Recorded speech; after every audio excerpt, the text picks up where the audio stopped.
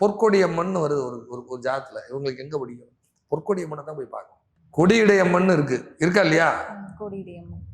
கொடியிடை அம்மன் இருக்கா இல்லையா? அதுக்கு எதுக்கு பேர் வச்சாங்க? கொடியிடை அம்மன் பேர் வச்சாங்க சொல்லுங்க. தொப்புள் கொடி. அப்படியும் எடுத்துக்கலாம்.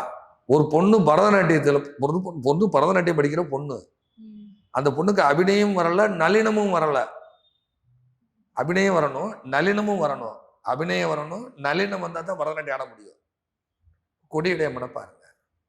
அவங்களுக்கு அது பெரும் கவனம். எப்படி இவளை வச்சு நாங்கள் அரங்கேற்றம் பண்ண போறது, இந்த பொண்ணுக்கு எப்படி ட்ரைனிங் கொடுத்து பரதநாட்டியம் கற்றுக்க. அவங்களுக்கு பரதநாட்டியம் கற்றுக்கணும்னு இந்த பொண்ணோட அம்மாவுடைய ஆசை. ஸோ கொடியிடை அம்மனை பாருங்க. இடுப்பு பெருசாக இருந்தால் டான்ஸ் ஆட முடியுமா? முடியாது. அப்போ கொடியிடை போல அந்த அம்பாளுடைய உருவம் போல நமக்கு இருக்கணும். அது ரெடியாக இருக்கு. என்ன பண்றது? அது போல கொஞ்சம் ஃபேட்டியா இருக்கு. மகராசனம் பண்ணுங்க. மகர ஆசனம். இந்த மகராசனம் பண்ணும் பொழுது இடுப்பை சுற்றி இருக்கக்கூடிய சதைகள் குறையும். அதுக்கப்புறம் அந்த வேதாத்திரி மகர்ஷியோட உடற்பயிற்சி செஞ்சுட்டு கொடியிடை அம்மனை பாருங்க. அந்த அம்மாவை தரிசனம் பண்ணுங்க, சரியாகும். நளினம் வரும்.